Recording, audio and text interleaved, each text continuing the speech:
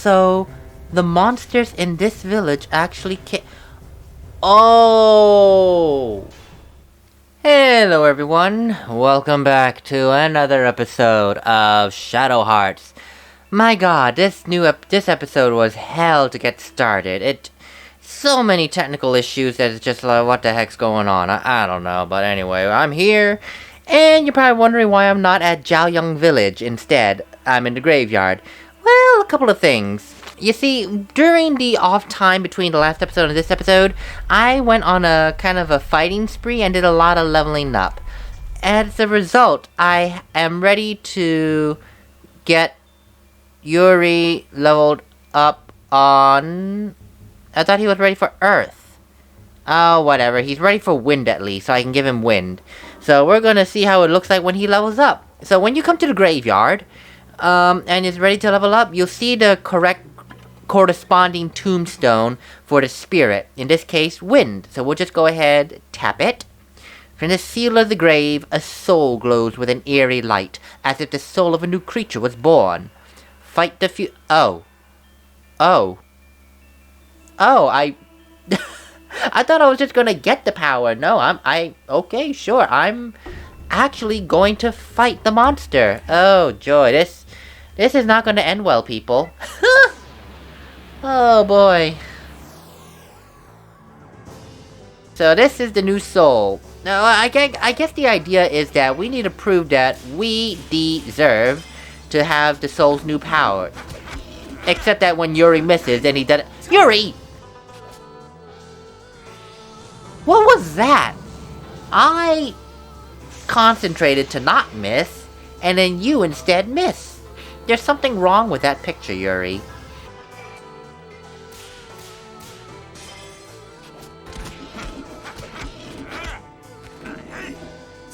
Oh my god, Yuri. Yuri.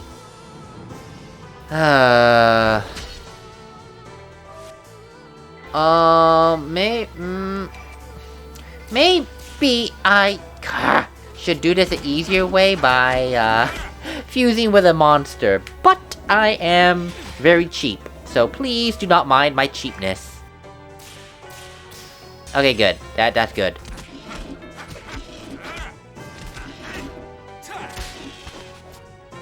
Oh, I thought it was dead for a moment. I was gonna say, yeah, that was easy. But yeah, these... I totally did forget that you had to actually fight the soul monsters, so please do not underestimate them. Because I don't know if you get a game over, or it's or it simply says, try again. We might actually figure out in this episode. I totally did not expect... Yuri is dying. Yuri, go ahead and use a Thera Leaf. I am not that cheap that I would just not use an item. Besides, they're cheap. 50 bucks a leaf? That is so cheap. Oh my god. No, I don't want to use another one. Oh, I thought I had it for a moment. Alright, that's fine. Yuri, I am going to scream, and this entire house is going to hate me if I scream. Jesus Christ. So, for completing the fight, we get a new soul. The Soul of Tornado. The introductory wind element spirit. A feeling of jealousy boils within you. You've received the Soul of Tornado. And I kind of like that. Each of these powers, when you get it, it says something negative. Like, with the fire one, the Soul of something rage, is some rage. This wind one, the feelings of jealousy. So, we got that. Now, that wasn't the only reason why I came here to the, I'm gonna heal again. To the graveyard. Another reason is because my malice, as you can see, is at an orange, going towards red. Here's the thing. Do not have your malice go to red before you come here. Now, it's nothing negative, but if it's red, then you just do the fight and that's it. But if you come here before it's red, like as close to red as possible, well, you'll see in a moment. Okay, I'll be the first to admit that fight took a whole crap ton longer than I anticipated. A whole crap ton longer. But yes, this is why I say come here just before you get the red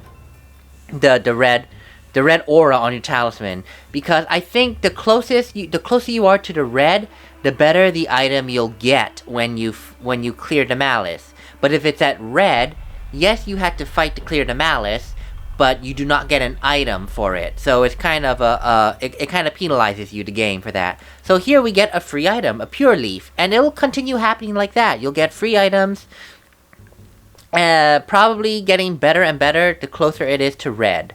So that's just a little something right there. Now we're just going to go ahead back to what we're normally supposed to be doing, which is looking for a torch and a metal vessel in which to burn some incense that our resident Taoist monk that we received, Zhuzhen, has suggested. Before I do that, well, actually no, I need to go here anyway, because if you don't know where to look for things, you can go ahead and ask this peddler here. So it's like, what do you want? I'm looking for something. A metal vessel and torch? Well, the metal vessel you can get from any street shop, and there are some torches near the gate. That's if I remember correctly. Now, when they're talking about metal vessels, I'm gonna dump a picture on here right now by what they mean by metal vessel. It's something that you're seeing right now in terms of Chinese, well, maybe not even just Chinese culture, Asian culture, where you have a little container, you stick a stick of incense in there and let it burn. That's what they mean by a metal vessel. And that's kind of like the old traditional metal vessels that I'm talking about. Nowadays, you probably see, like my family, we don't exactly have the traditional metal vessel in which to burn the incense, more than we actually have an open dish, if you will. The idea is to burn the incense as oh god, I am very bad at explaining my own culture. I am so sorry. But the idea is to burn the incense to oh gosh.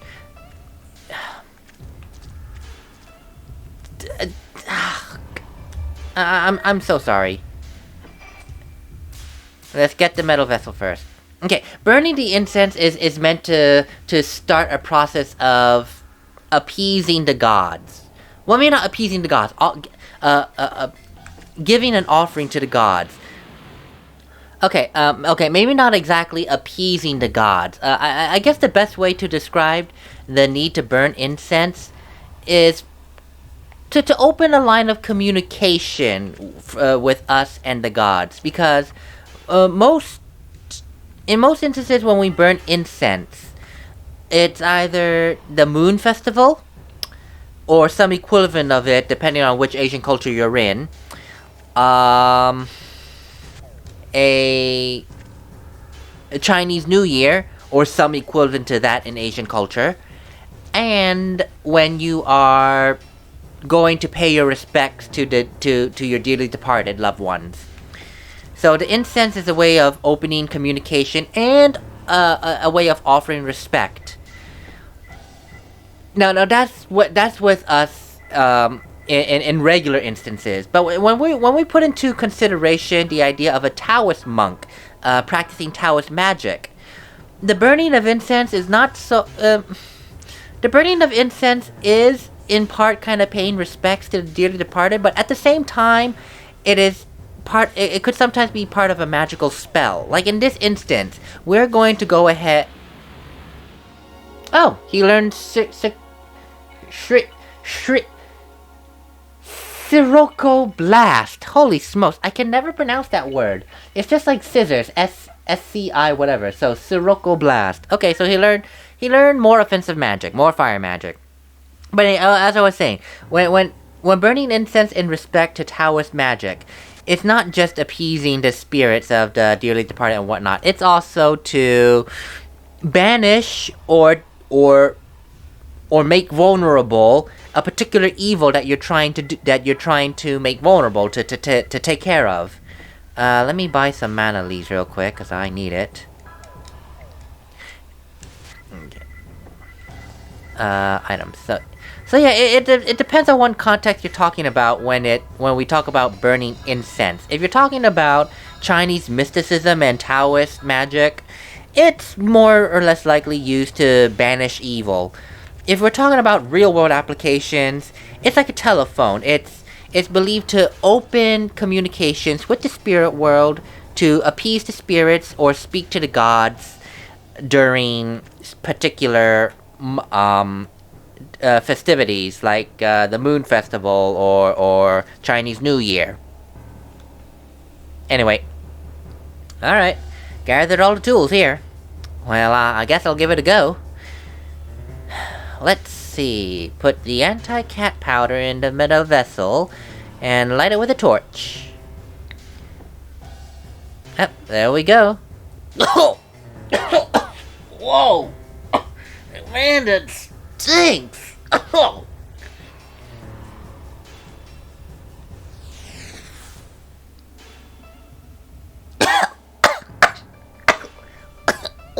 What is this? Got you now, old hag. You ready to be skinned, cat? How dare you! I'll show you all!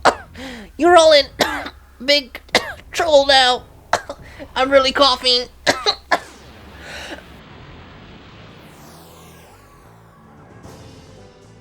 Okay, note to self, do not do fake coughing. That is just gonna open up to real coughing.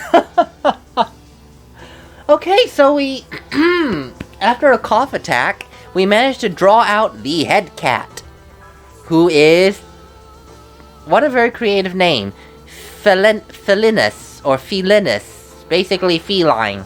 Well, whatever it is, it's a dead cat. She don't got 9 lives. She got the only one, and we're gonna kill her.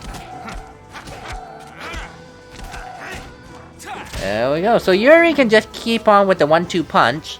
Alice, yeah, she can just keep booking. It is very puny damage, but every little bit does add up. For Zhuzhen, I'm gonna go ahead and show off some of his magic, because I have not done so yet. Oh, Sirocco Blast just adds a fire. Okay, never mind. I thought it was an attack. Never mind, I'm just gonna show off Ogre Flame Dance. Let's see if I can get this one right. Okay, good.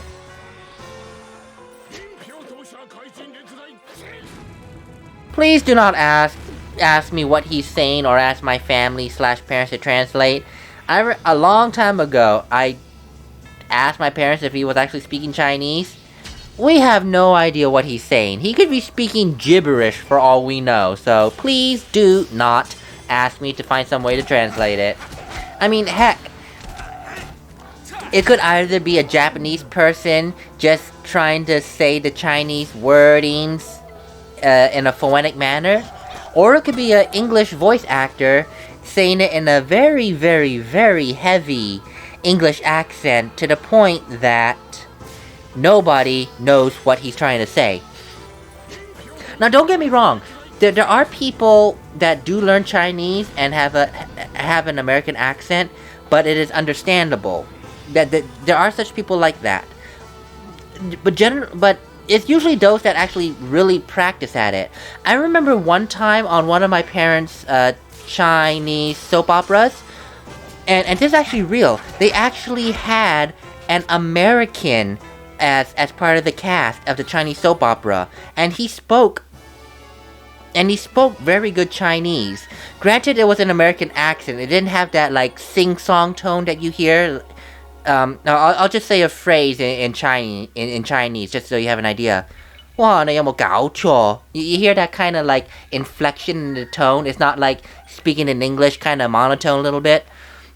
The American actor did not have a lot of that inflection in his words, but what he's saying, it's very clear what he's saying. So there are Americans or other language speakers that can speak Chinese very fluently. You just need to practice it, otherwise you might end up accidentally saying something you don't mean to say and insult someone.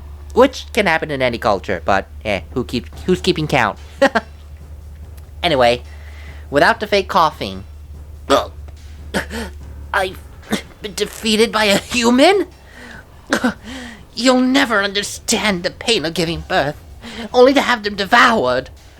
My vengeance, it was in vain. I feel for you, but I suggest you let it go and move on. Give yourself some peace. I'll ask my employers to pray for the souls here. I won't accept pity from you.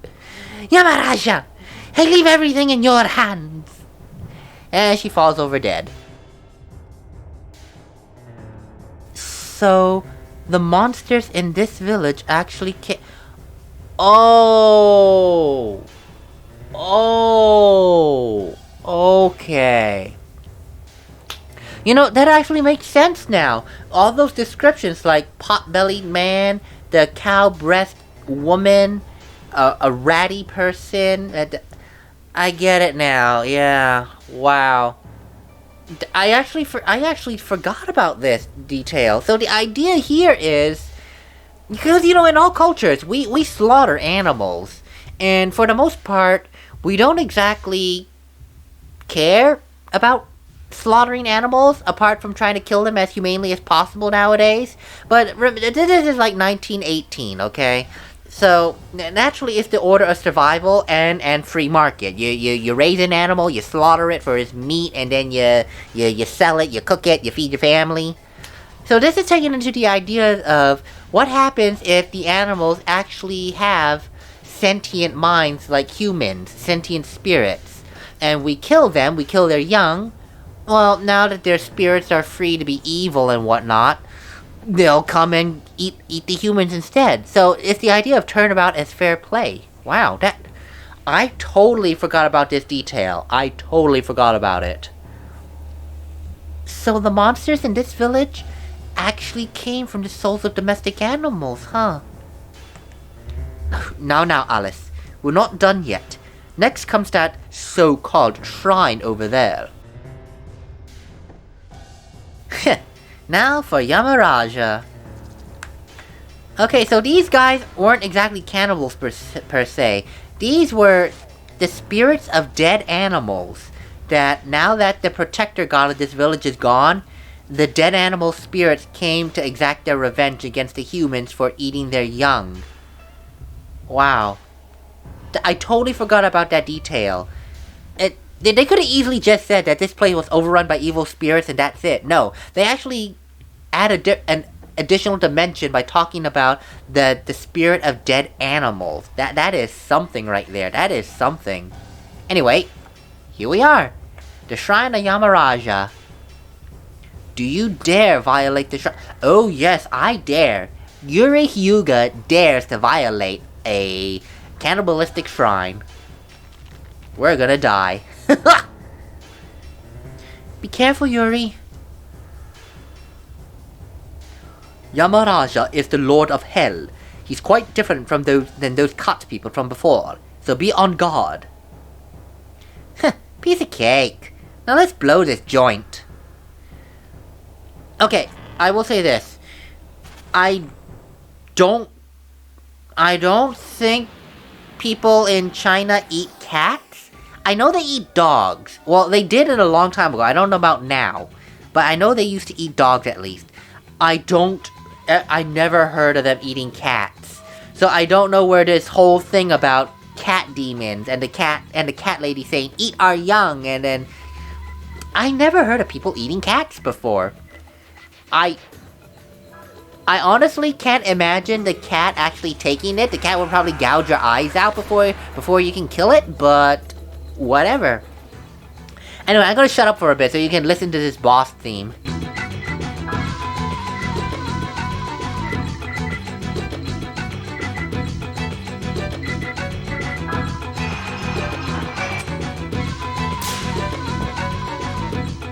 And I miss, of course. I miss. Oh god. But remember a while back, I said quite a few times that this game... Oh no, the size of the hitboxes have been hacked. Great. This is the first instance of the Judgment Ring being affected. You're gonna enjoy this. Okay, well, it's not Al. Oh, sorry, it's Yuri, because he has an exclamation mark. But anyway, yes, I said that this game must have taken a lot of influence from Chrono Cross, both in the way of equipping your characters, the spells, the magic, and whatnot. Alice, you should take this. And if you listen to this theme, you can hear some of the same instruments and stuff, the same sound files that they used in Chrono Cross. That is really small. See, that's half marked. That's bad. There we go. But yeah, you can hear some similarities in this music and Chrono Cross. Not complete similarities, but it's actually... I'll let you listen to this part.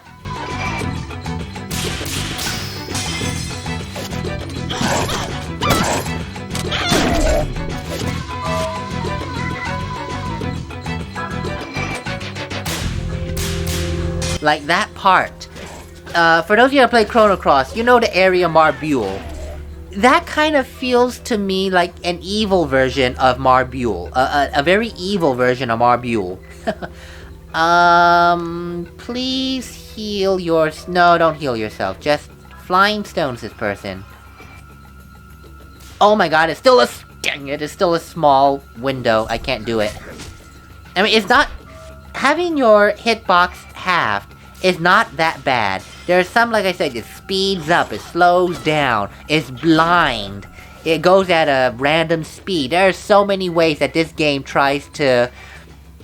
Oh my god. There's so many ways that this game tries to trip you up as a player from doing your attacks.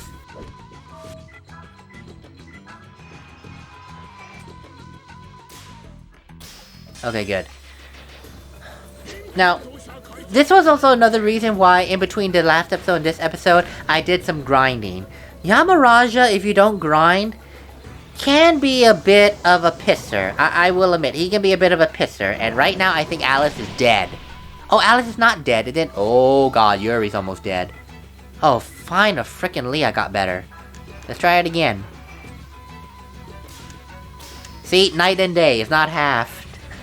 Night and day, the difference. Holy smokes. Come on, Yamara. Oh, Alice is about to go insane. God damn it.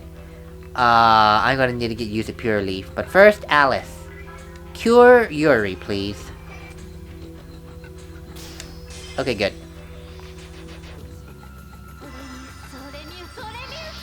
How much do you heal, Alice? Oh, holy smokes, you heal a lot. Okay, Zhuzhen, please give Alice a, whatchamacallit, a pure leaf. Cause she is about to go insane. And I don't need an insane Alice right now. I really don't. Would you please stop casting Flash Flood, for the love of God? Well, at least that gives you an idea of what, Yamaraja's element is. Wow, Alice, you are almost dead. That is really bad. Okay, good. Oh, boy. I need to concentrate. I need to stop talking. I haven't been concentrating for this whole... Oh, never mind. I don't need to concentrate anymore. Yamaraja's dead. Hallelujah. And so was Alice. I didn't need to use the pure leaf. Oh, well. Yeah, I mean, I didn't know. So, if your character's about to go insane, it's really a good idea to just give them a pure item. Like pure something. Pure leaf, pure extract. So they don't go insane. And when you defeat the boss, at the least, you will give them experience. Because remember, if they end a battle insane, they don't get experience. They're still alive, but they don't get experience. Whew, well, that takes care of him. I'm impressed, kid. You got good stuff for a youngster. Thanks to you too, girl. I guess my work is pretty much done now. But wait, something's been bothering me. Just who is this person that's supposed to be controlling Yamaraja? He probably thought if the Black Tortoise was here, it would stand in the way of his evil plans. So he used the cock people to steal the Black Tortoise seal. Actually, just a small votive picture. It's quite sad. He took advantage not only of the villagers, but the local sleeping spirits. Is he a man named Roger Bacon?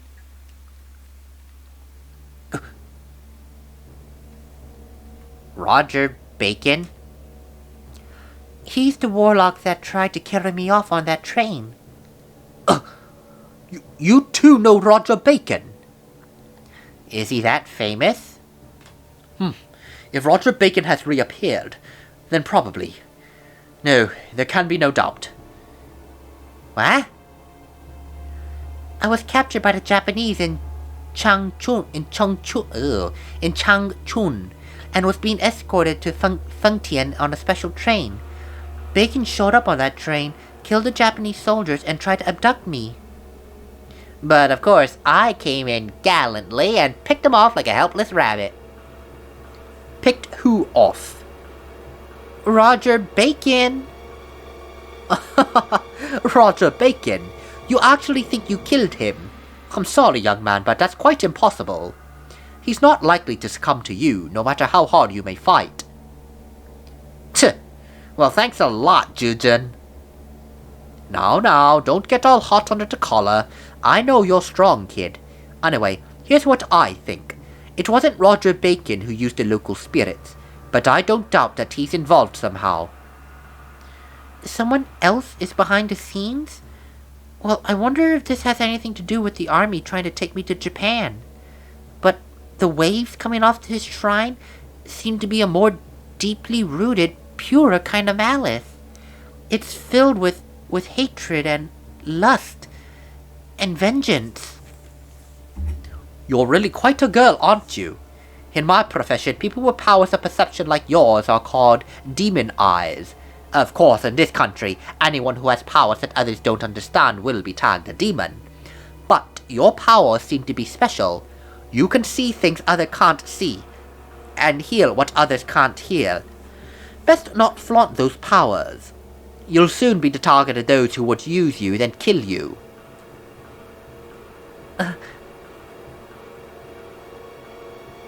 Hey, old man, why don't you just keep your ominous fortune-telling stuff to yourself? You too, kid. The art of fusion is a forbidden art lost in ancient Japan. It's a double-edged sword. A forbidden art from the age of the gods? What are you talking about?